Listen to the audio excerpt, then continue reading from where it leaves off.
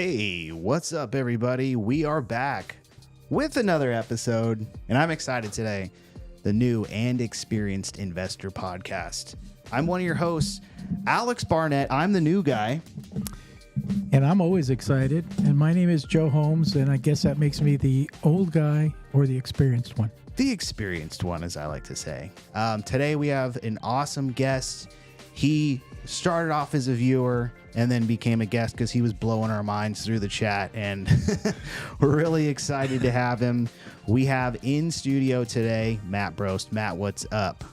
Not much. I'm just hanging out, but I'm glad. Thanks for having me on the podcast, guys. Absolutely. Yeah, so we're going to get into it in just a few minutes, but Matt is a lender. He specializes in new builds, first-time home buyers, and also working with investors. That's right. Awesome. Okay. Before we jump into it, though, Joe, really quick.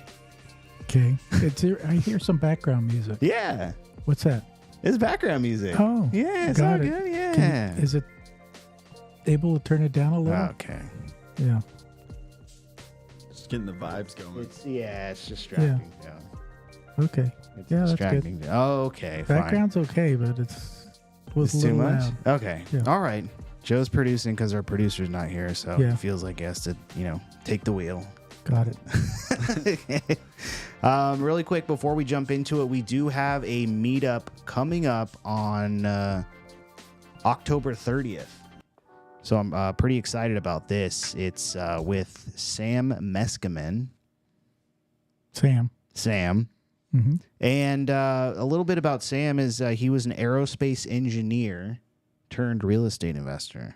Imagine that. I know. I bet you he reads every single page of a document. Yeah, he does. Yeah. I bet he does. That's how engineers are. They have to read everything. Oh, yeah. The ins and outs, knows every number down to the last cent. Yep. Which is good in certain aspects. But so Sam's going to come. He's going to do a little presentation because he created this app. It's a really cool app to where you can help fund a flip. So they'll go out there. He's done hundreds of flips, 7-figure company. And you can be a part of that for just like owning a share of the flip almost. So it's pretty interesting. Mm-hmm. It's almost like the crypto investing space meets real estate. So I'm kind of excited to hear about that. And it's at a new location. Yes, it is at a new And location. it's huge. And it's outside. Yep. So if it's cold that day, make sure you bring your jacket with you. It's not. I already looked it up. It's going to be 80. Oh, nice. Yeah. That's good. Yeah. That's really good. I know. That's California in November for you, or Okay. October. Okay. Sounds good. I know. I looked it up. Joe was like, I don't know. It's outside. And I was like, yeah, I guess you're right. And then I looked up the forecast. That's the forecast, at least. It's like, 78 or something. I'm like, okay.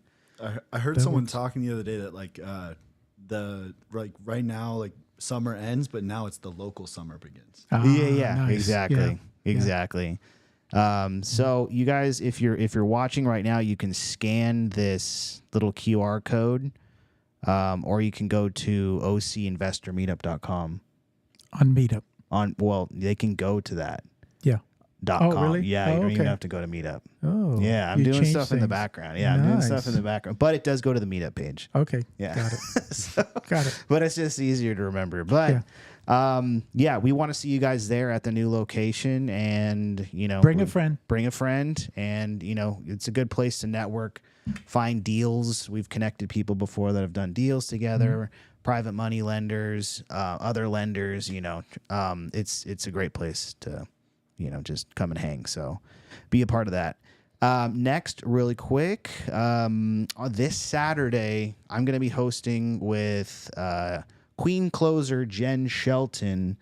It's called Power Hour. So what we do is we bring a bunch of new people together who haven't done a deal yet or are trying to do their next deal and maybe a little scared talking on the phone. We pull a list, and then we help you just dial right there and put deals together. So I made a little promo for it, so peep this.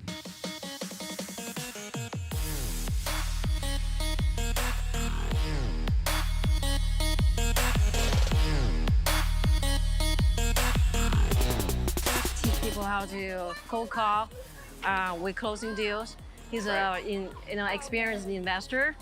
She's a closer, You got everything you need. All you need to do is just show up, do the work.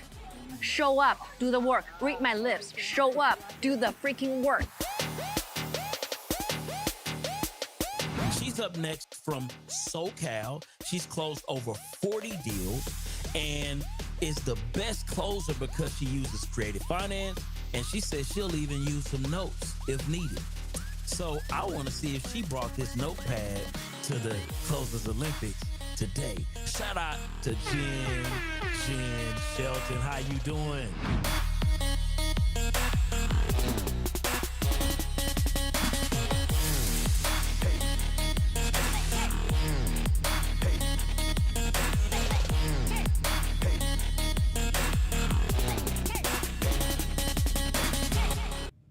Was that epic or what? That was awesome. And I wanted to say, I went to the last one, Yeah. and I was very impressed. I think that's where you took a lot of those videos and Yeah. stuff like that. Yeah. And people show up, and you know what to expect. They put you to work. I mean, they give you a list, numbers, addresses, type of deals you should be calling on, and they want you to call. And Alex is there, and the other young lady's there, and they're kind of supervising everything and giving some instructions. But if you actually want to, like the lady said, work, Yeah. then go to the event. That was the best, like, little pitch, you know, Yeah, show it up, was. do the work. Yeah. That's literally all you got to do. Yeah. I mean, that's like 90% of this business. Yeah. So Yeah. show up and do the work.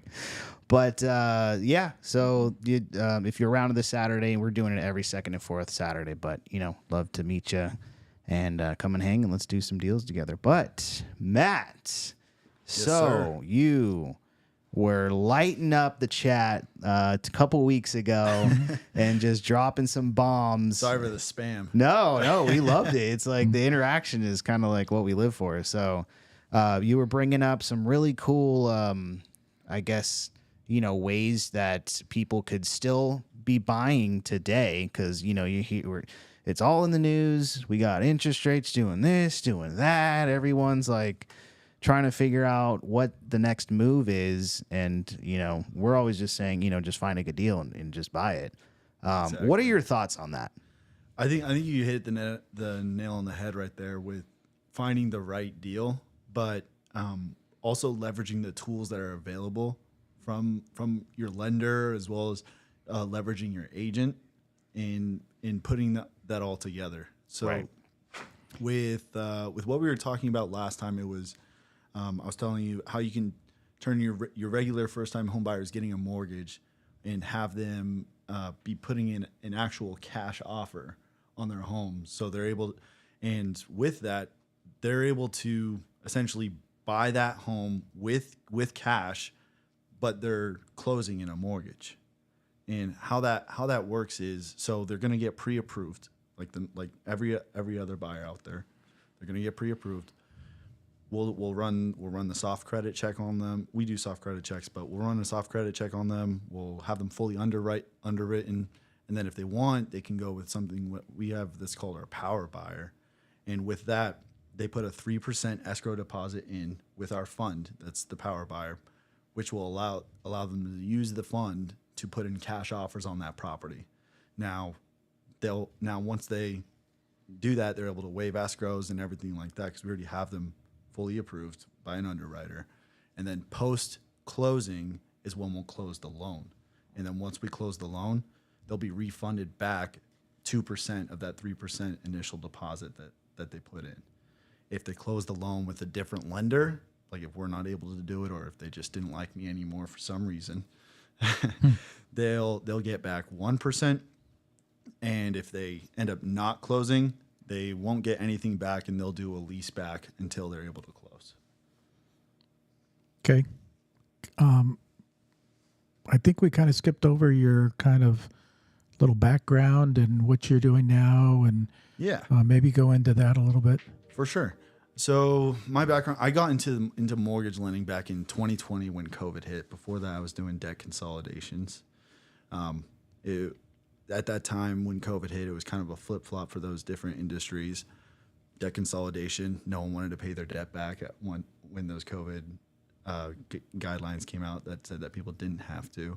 And then I always wanted to get into mortgage lending, and that was the perfect pivot for me. And since then, so started out, me and a couple of buddies that I knew from back from high school. We had our own mortgage brokerage shop, and we were just banging the phones during 2020 and 2021, just refi, because the rates were, 2.25, 2.75, depending on what kind of loan. And then the rates went up, and now it's like, okay, we were banging the phones, buying leads. Now no one's able to refi anymore because the rates are so high. Now we need to, and we just ignored all our purchase business. And so that's when I made the transition over from that company. They wanted to continue in that direction, and I wanted to go in a different direction.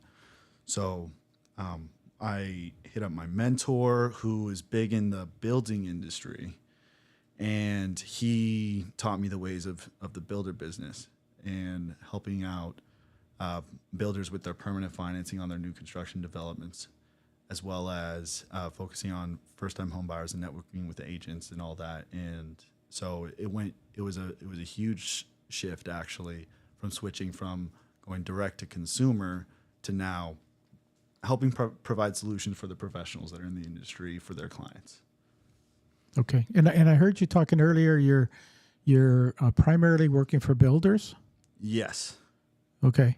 And how's that going? It's going good. So right now, working on a 15-unit condo conversion in Ohio, and then I'm helping out a builder who, in the high desert, they have about 50 single-family homes that they're selling out in like Victorville, Apple Valley area that are left that are all going to be built by January.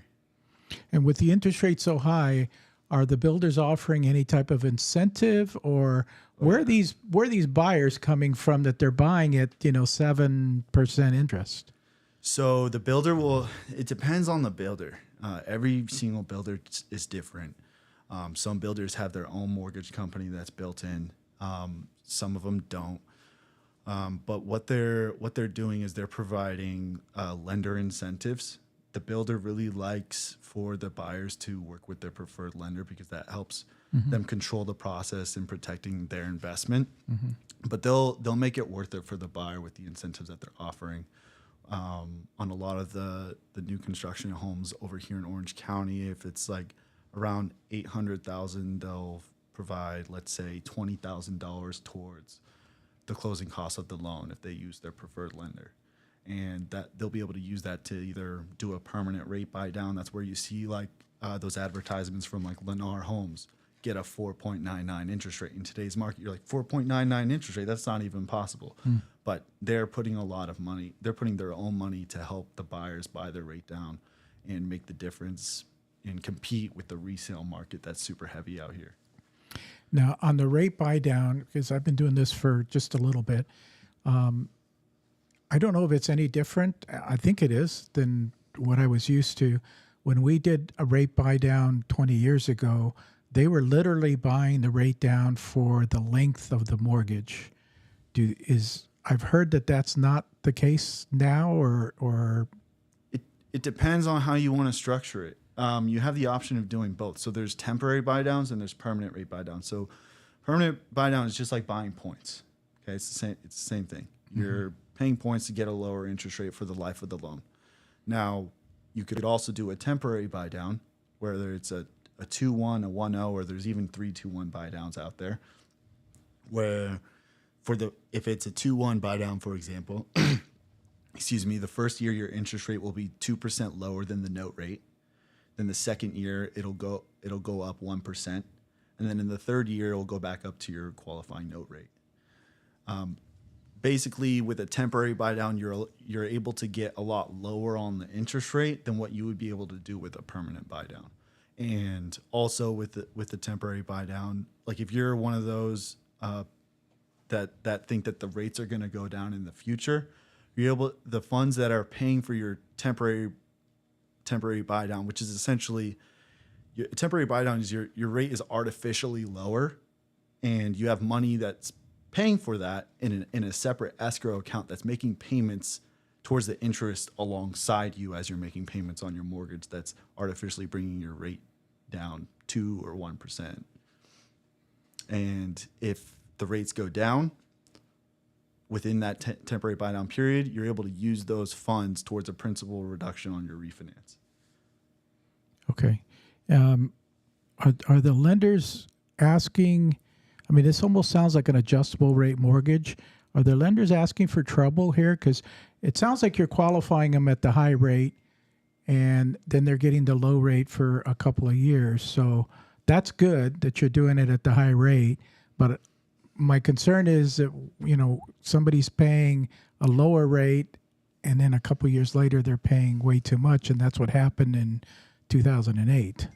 I hear you. So they're not getting qualified off of the temporary bought down rate. We make sure that they're approved off of the note rate. Okay. So any client that comes to me and says that they want a temporary buy down, I'm going to tell them, hey, this is your payment right now for the first or second year, but the permanent rate, the payment is going to be this. Are you comfortable with that payment? And if you're not comfortable with that payment, we got to talk about a different price point for you, or are you putting in more money? Got it. Wow. So I mean, your people are doing it. People are still buying. There was a point where it seemed like no one was buying, and I think people are just getting. They had to get the sticker shock over with, and then now they're making the adjustments. The lenders are moving things around because we still need action. We still need action, even though the Fed wanted to slow things down. Obviously, the only where do you see it? When the rates do go down, even let's say they're at 7% now or whatever, if they go down to 5%, now there's just going to be a frenzy again. And then the 5 is the new 2. You know what I mean? So where do you see that going? I see a huge increase in people's equity in the value of homes because it's just the law of supply and demand. Right now, there's a really low supply, but the demand is still there. The home ownership rates, at least in California, the home ownership rates in California are some of the worst in the nation. I think it's like a 45% home ownership rate here. Yeah. Versus in other states, you're looking at somewhere around 70%. Wow.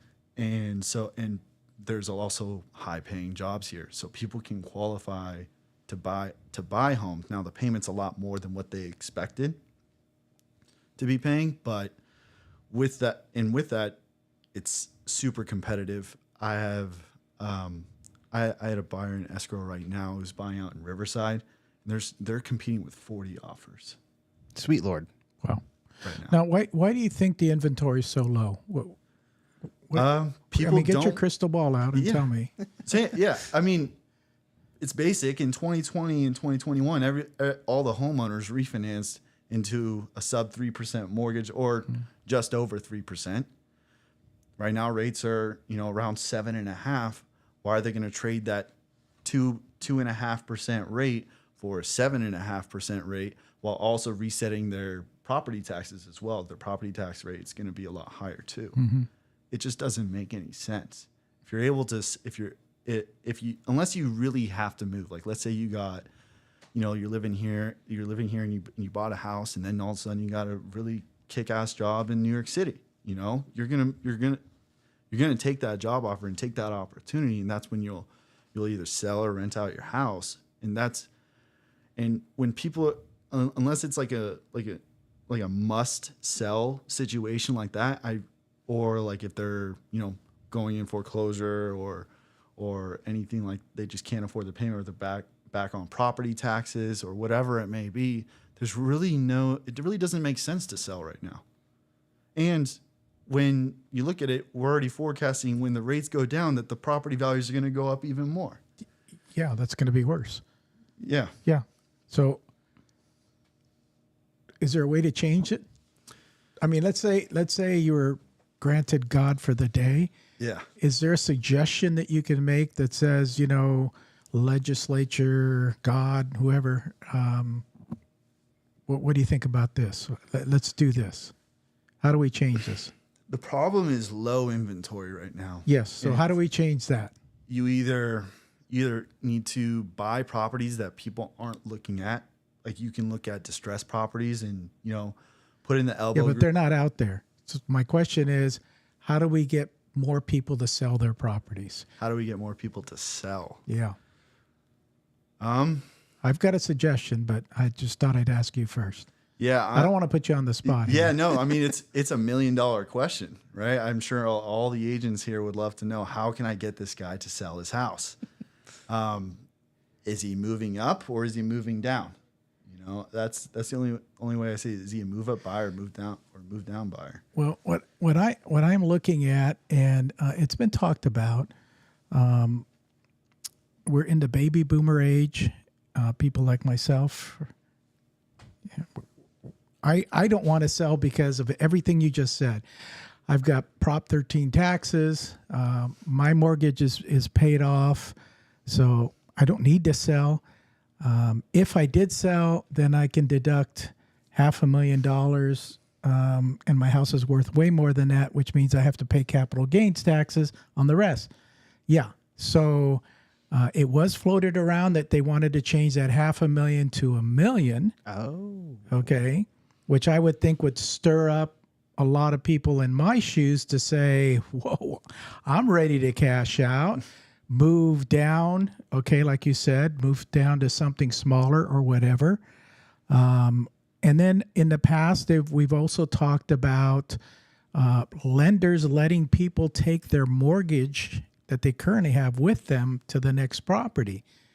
Thereby, then they feel comfortable, hey, I can sell my house because I can take this mortgage I have here and make it portable and go someplace over here with it.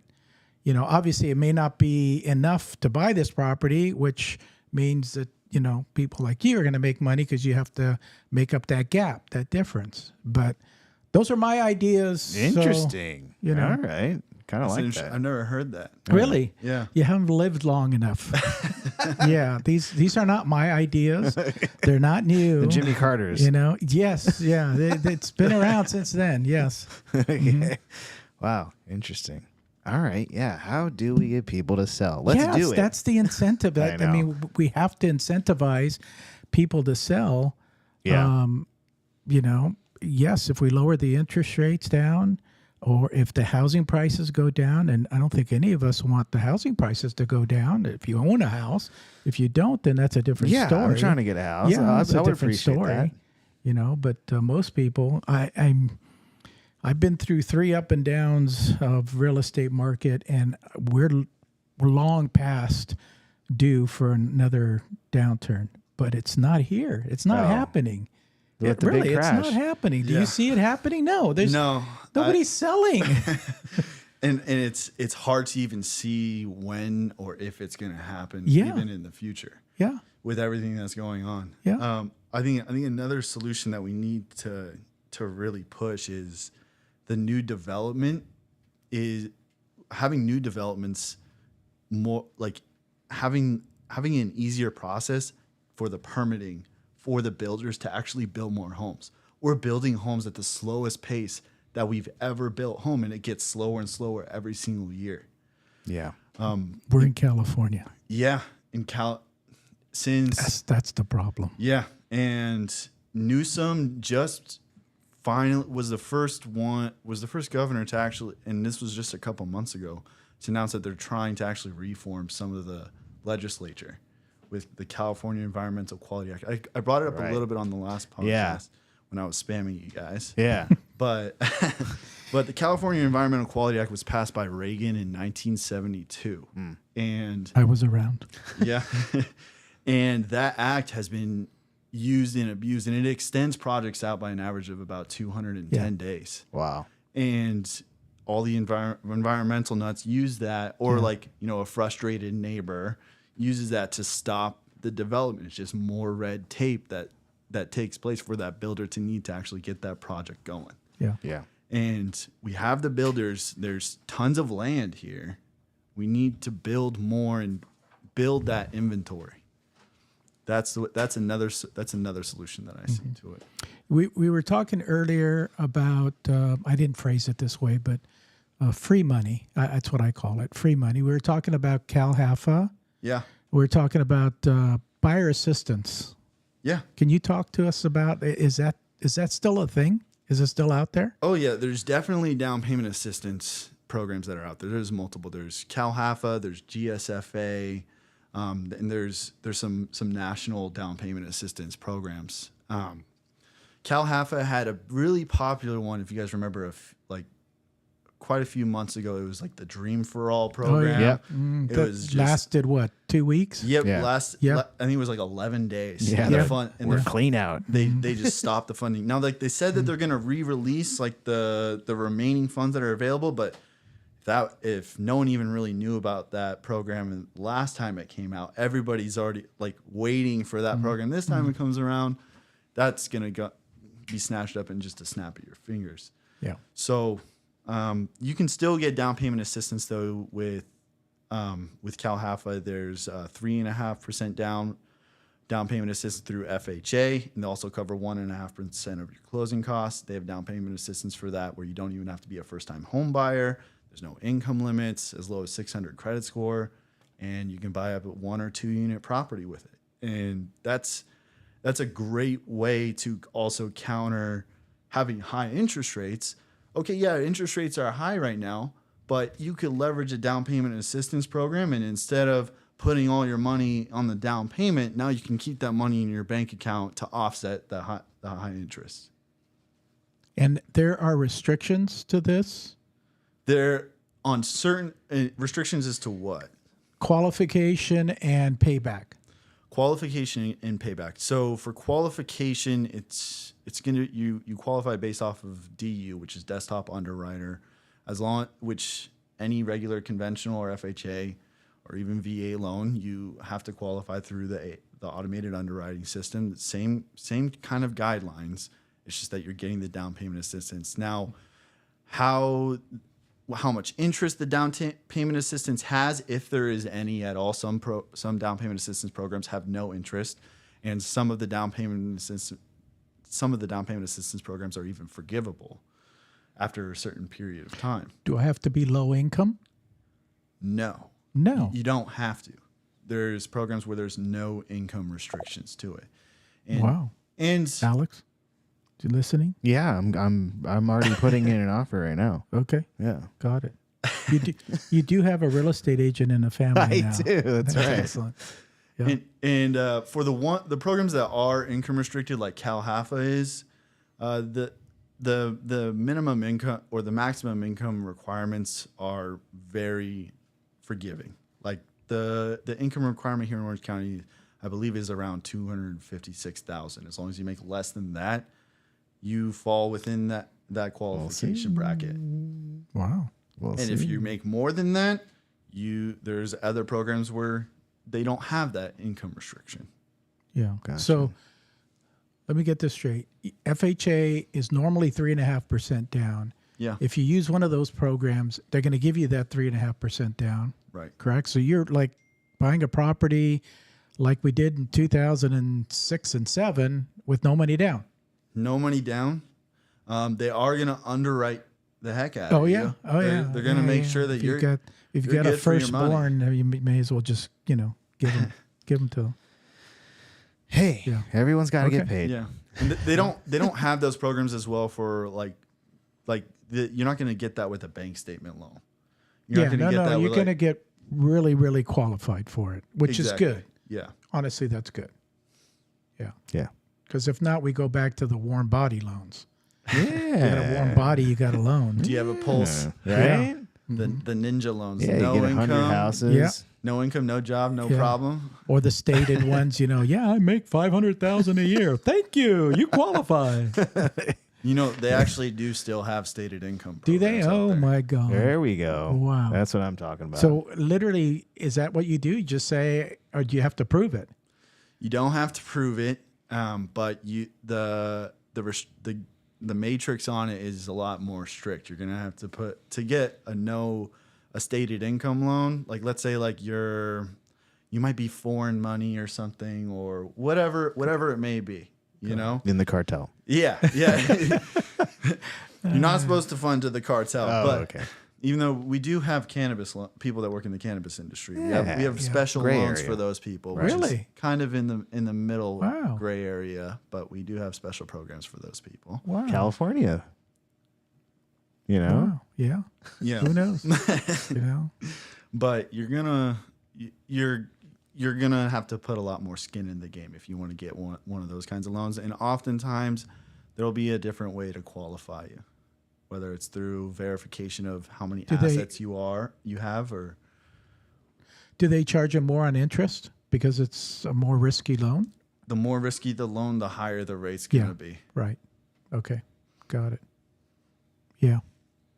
Interesting. Mm-hmm. We do have a question from a viewer who asks, let me see. I'm kind of like remembering how to work this.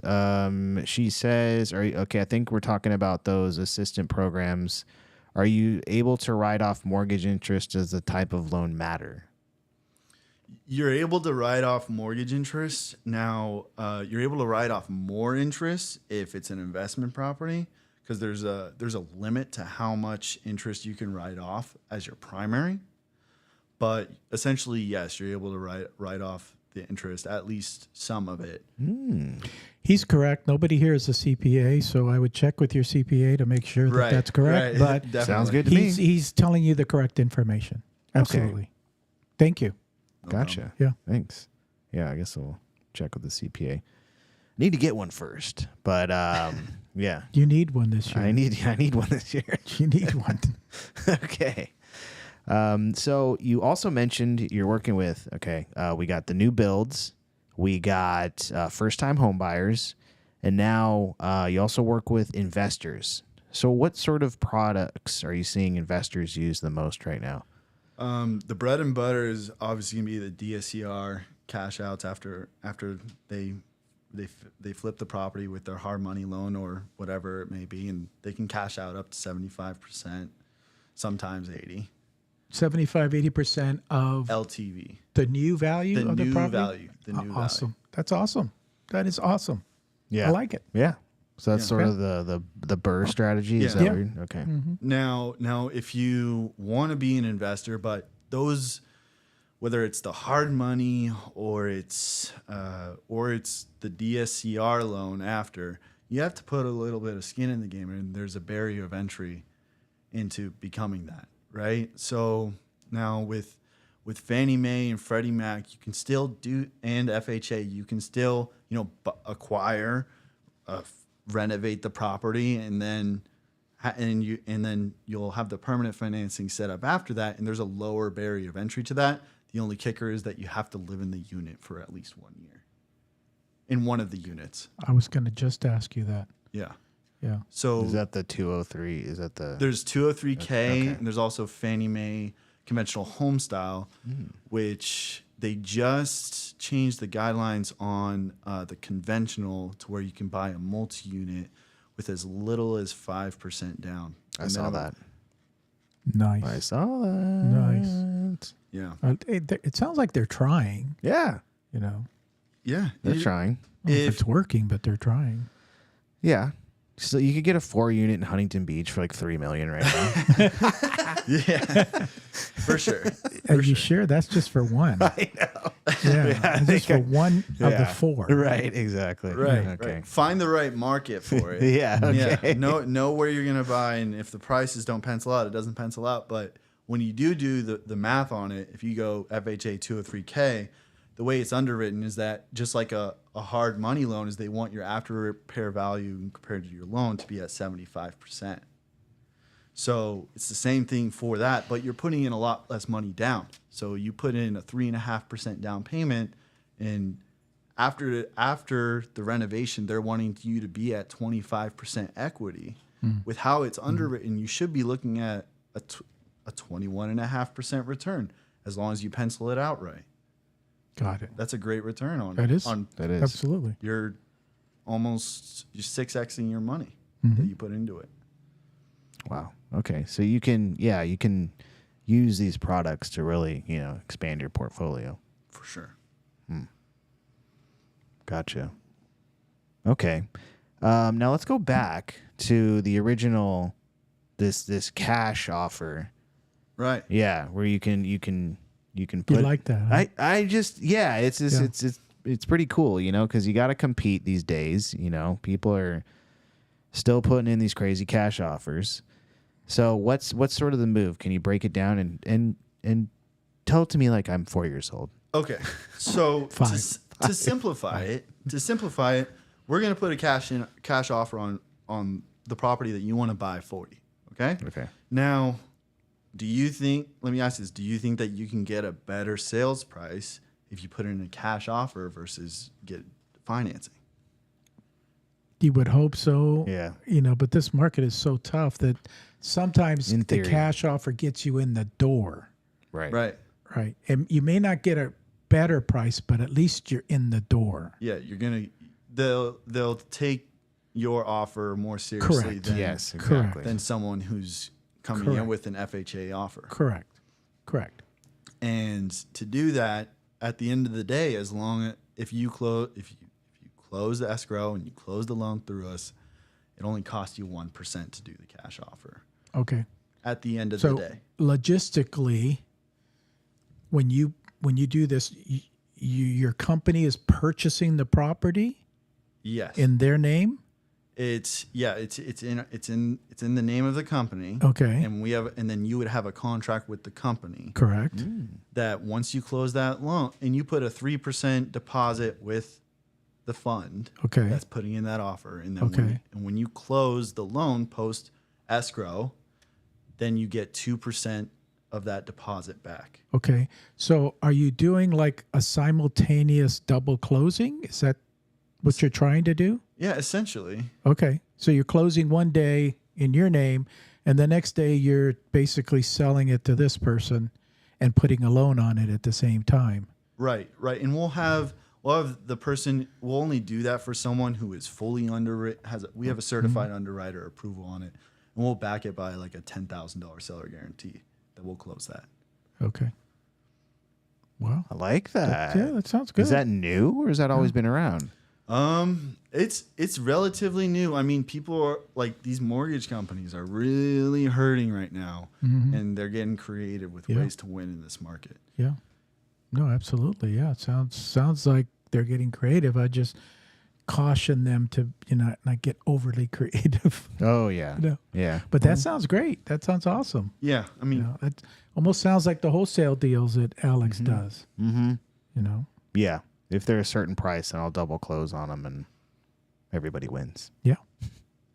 that's what we like. It's the best deal ever when everybody wins in the deal. Yeah. Right. Absolutely. Yeah. That's all we do here. So that works out. That works out. Definitely. So go back to 2020. You're doing the refis. I want to hear about this part. So you're banging the phones, you said. Yeah. You're just getting all these refis, and then all of a sudden everything changes and the interest rates go up. The refis just plummet. Did you see a lot of people that you were working with just completely drop off and change industries, or are you still with the Definitely. same kind of crew, or how'd you work through that? I'm not with the same crew, although I'm like still totally cool with those people. I've seen a huge fall off. So when the rates went up, it was also like a life-changing time for me. It was around March or February of 2022.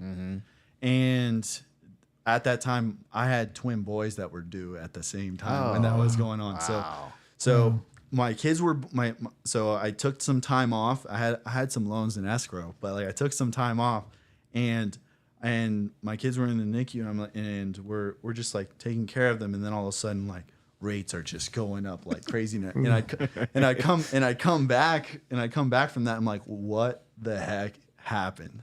Yeah. My borrower was locked in at 3%, and now if like that didn't close on time and they want to relock, now the rates are like more than 1% higher, and they just keep climbing every single day, and it was scary. It was really scary. Like nobody knew what was going to happen at that point.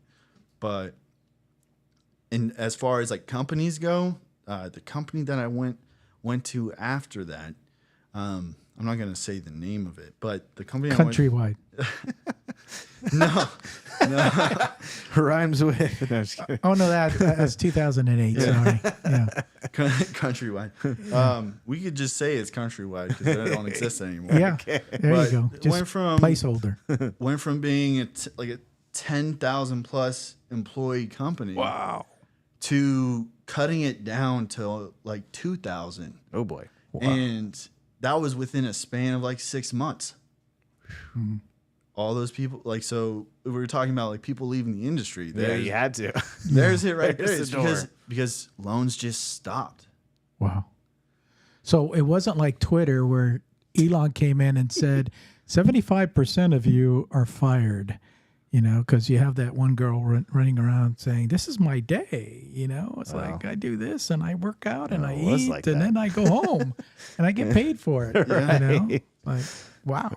Yeah. Especially if you're at a publicly traded company. They, like the company I was at, it was publicly traded. They want to turn a profit to No, their, of course to their Yeah. investors. I can't blame them. No. Yeah, no, can't blame them at all. Like they're a REIT, right? Yeah. And they need to turn a profit, and so they're gonna right size the company as much as they need to make sure that they're keeping their shareholders' interest at the top. Wow. Got it. Real quick, do we have time? Yeah. A little off topic, but maybe not.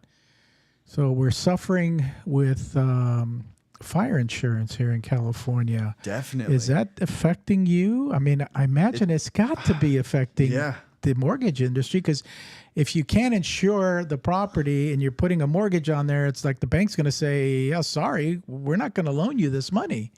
Yeah. So have you had any deals fall out for that reason? Yeah. So there's some builders down here in South County. So it was like the new fire insurance code that came out and also they're like, we're hearing like State Farm's no longer insuring here, Right. all states no longer Yeah. insuring here, and these developers are in in the process of their new building. They've even sold some of these homes to these buyers, and now because of the insurance cost increase, their HOA fees are going up from. They thought that they were buying a house with an HOA fee of even like $500. Now after that, it's over $1,000, and they're like, wait.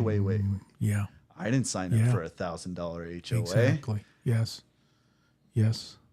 And that's causing, and then also they weren't able to even execute a purchase contract until they had the fire insurance figured out. So they have all these homes, just like the big builders have all these big tracts, and their homes are just, and they're still building, but their homes are just sitting there, and they're not able to execute a purchase contract, which is just burning a big hole in their pocket. They really, Wow. Okay. See, so it is affecting them. yeah. Wow. They figured it out since then, but I'm sure that costed them a ton of money. Yeah.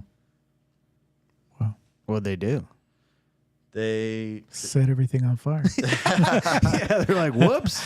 One night, just collect the I insurance. had an investor that I was working with, real close friend of mine, and we were purchasing properties during a downturn left and right. And there's some properties we never even saw them inside. And so, you know, during an auction, and we go there and take a look at them. And he'd look at me and go, "Yeah, Joe, I think this is one of the ones we just torch it and walk away." Oh my God. Yeah. Oh, that's great. Wow. It's a different landscape out there, everybody. Well, we saw the same thing with agents as well. Every agent was a rock star. Yeah. While it was going up, you know, and then now, you know, you call them and they're like, "Oh my God, and my phone's ringing." Yeah. Yes, hello, who is it? Yes, put in an offer. Okay, yeah, sure. So it's You're a buyer? Are you real? Yeah. You know, do you have a pre-approval letter? You know, who are you working with? right. Can I get you qualified with my lender? Yeah. Yeah, so you know, you got it. This is where you cut your teeth, and you know, you sharpen your skills, and then when it goes back up, then you know, then you're just flying through it. everybody's an expert in a great market. You know what I Of mean? course. Yes. That's part of the reason why like I transitioned to focusing with at least a good portion of my business on the builders, because am I going to build a relationship with a lot of agents, whining and dining them or whatever it is. I've never been whined. I know. Joe's like, don't say that in front of Joe. The Matt Like, Brost treatment. Yet. I know. I see a relationship That's not good. You buy kindling. lunch? Yeah. Oh, shoot. Of course. I didn't know that. Joe's got a new lender now. Yeah. But when you're investing a lot of that time and money into working with someone and who was doing a lot of business, and then all of a sudden, now in this market, they're not doing any business. So I just wasted all that money. You know what I mean? Now I still have that relationship, but that person, who knows when they're going to get their next deal. It's a really, it's a bloodbath out there right now. Yeah, it is. Absolutely. Only the strong survive. And are you just making calls and like, hey, how's your business going? Got any deals? Or is that kind of like your day now? I do a lot of cold calling. Okay. I call builders, I call developers, I call agents, and really it's just trying to see because it's really hard to navigate this market. How can we find a solution to get you that next deal? Like, what do you have in your pipeline that you've been working on that's like sticking out to you? And it's like, oh man, like this guy was like almost there, but like something happened, whether like they didn't think the payment was affordable, or like they just missed out on qualifying, or like the rates were too high for them and they're just not comfortable. Like what solution can we provide for that person to make it work? And if we can, let's talk about it. See, he's found a niche. Yeah. That's what you have to do. That's, your niche is wholesaling and stuff, and Mobile homes. mobile homes, flipping. Yeah. Yeah. So if you're a real estate agent out there, then you need to pivot and start learning other, specialties. Yep. And start doing some business again, because you just can't sit there and do nothing. You can, but Well, you don't get any money then. yeah, that's the only downside of that. I'd say find your niche. Find a niche. Yeah. The riches are in the niches. Yes. There we go. Absolutely. He said he didn't have any catchphrases. Remember I that's asked one him right that? there, yes. Yeah. It's like, Right come at the on, beginning, too. dude. He comes up with it at the end. I know. That could have been the clickbait. Yeah. But yeah, you're totally right, and it's cool that you like you said, we were doing the refis, and then you reached out to your mentor, and then he pointed you in the direction of the builders, or that's what he was doing. Okay. He was a big countrywide guy. Ooh. Back in the He knows back in about the day. good How about days. Countrywide? They did He was running it. warm Like, body Oh my loans. God, It's I need to come hear on. those stories. Yeah, he was a big countrywide guy, and he was. I mean, he said that during like COVID and stuff, he just retired this past December, but they were closing like over like $2 or $3 billion a year in loans under just his team. Just retires the next year. Yeah. He's like, I'm out. Yeah, his wife is like, why are you still working? He's like, I get a rush from the deals. Damn it. Wow, that's awesome. Yeah, the grind don't stop. Yeah. We got to get those guys. We got to get like whoever was around in 2008, like talk about it like the glory days. So I can just. It was fun. That's what I'm saying. The fun was fun. I was hoping in my lifetime I would experience another one, because with the knowledge that I have now, it was just so much fun. Yeah. My daughter had just got a real estate license, and my son as well. And we were doing probably 20 listings a month back then, and buying properties at the courthouse steps and flipping and doing all that stuff. It was a lot of fun. It That's really was. cool. Yeah. I would have loved to work in the mortgage market at that time. Yeah. Every mortgage guy has like 6 Lamborghinis. It's probably a good thing I did it. But Yeah. It's like out in Miami, just like, I love this. I would have been that guy in The Big Short. Yeah, exactly. Yeah. Once we hit bottom and we were going back up, it was like literally you'd put the house on the market, it'd be gone in a few hours. Wow. Yeah. So Okay. those are good times. Wonder what we'll see. There's always something a little bit different. Each turn's different, but it's not A really. little bit. We're starting to see a Pretty tightening. much. Yeah. Tightening in guidelines, like the big banks are being forced You to get scared. yeah. They don't want to go back to 2008. Come on. They don't want You the know? buybacks. No. Oh, see, they didn't have that before. Now they do, right? Yeah. Yeah. Because now Can there's the you tell GSEs. everybody what a buyback is? Mortgage buyback is a loan that they can't sell on the secondary market. And so the bank is forced to buy back, and you know, they now have to keep that liability on their books. Because like every time a bank issues a mortgage loan, unless they're set up as a servicer, they are packaging that loan and selling it on the secondary market for a good amount of money too. Yeah. Yeah. Like for the FHA loans, those are guaranteed ROIs because those all have the PMI that are built into them. Right. They're going to sell those for a pretty penny. But if they don't underwrite it right, Fannie Mae or Freddie Mac is going to come back and say, "No, we don't want this one." And if you're a mortgage broker or like a smaller bank, you know, you might be able to survive one or two of those. But when if you did a lot of loans in 2020, 2021, and those loans come back to you, you're done. Mm-hmm. Well, that's just a check and balance in our new system here that you better do correctly this loan, because if not, we're just going to give it back to you, and then you deal with it. Yeah, Yeah. for sure. Yeah. All right. Checks and balance, I guess. Checks That's fine. and balance. That's fine. They're not doing a lot of the crazy loans that they were doing back then. They're trying to be smart with it. Yeah. Trying to be. Yeah. But, you know, you never know what happens in this market. I mean, the rates keep going up. The Fed says that they're going to halt the rates, and they're saying, what's the purpose of a bank? A bank, their main income comes from mortgages, lending money. And if they're not lending money, they're not making money. So that's my fear, is that they're going to get too creative, and, you know, they're going to start all this crazy stuff that was back in 2006 again. yeah, I mean, they have to find an investor that's willing to take on those creative financing too, because they don't just fund it themselves. They have all of them want to have someone who's willing to buy it from them. Yeah. So they gotta. Mortgage-backed securities. That's right. That's right. Yeah. Mortgage-backed securities. We're going to bundle all this stuff, the good and the bad, but mostly bad, and we're going to sell it. Yeah. Yeah. It's genius. It was. I guess. They're like, we don't know what happens. And then Yeah. you find out, and then one guy in the back room's like, this is bad. This is all going to blow up. Yeah. He figured it out. He did. Christian Bale, right? Yeah. Christian. Yeah. God, he's so good at everything. Okay. Wow. That was enlightening. Matt just schooled us on some stuff. Thank you. Did you know everything? I mean, you've seen it all, but I've seen it and heard it. this is like the cutting edge stuff, though. This is just a newer version of, come on. you know, what I've experienced in the past. Okay. Yeah. But like I said, I mean, the banks are in the business of loaning money to make money. You know, you put your money in the bank, they give you what, 1%? Yeah. Maybe a little bit higher now, and then they loan it out at, 7 or 8% or more. It's like, hello.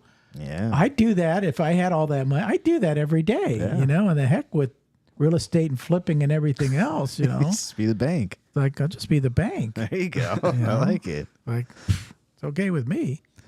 So, Matt, if people want to reach out to you, what's the best way? They can find me on Instagram at The Real Matt Brost, Okay. or you can just look up Matt Brost on Facebook or LinkedIn, and you'll be able to find me. The real. Yeah. Is there a fake?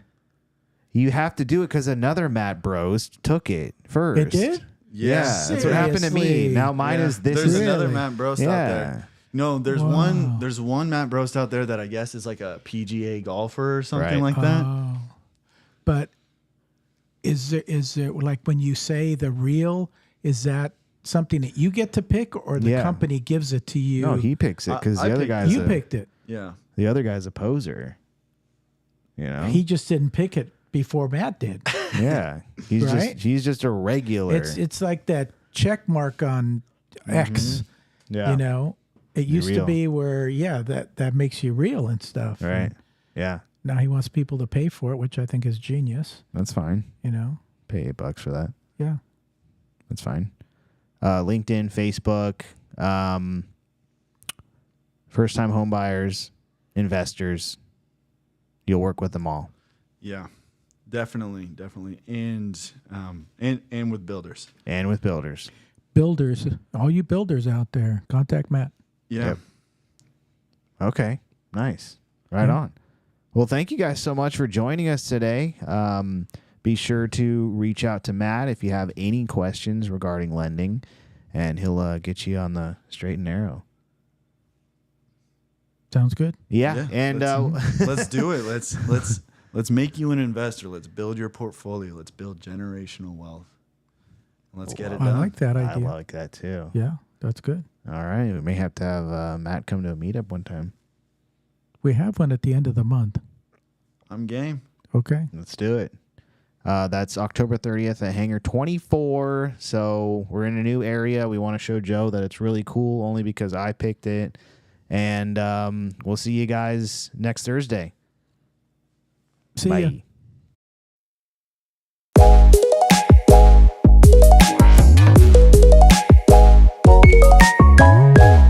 If you want some more advice on real estate investing, reach out to us one-on-one.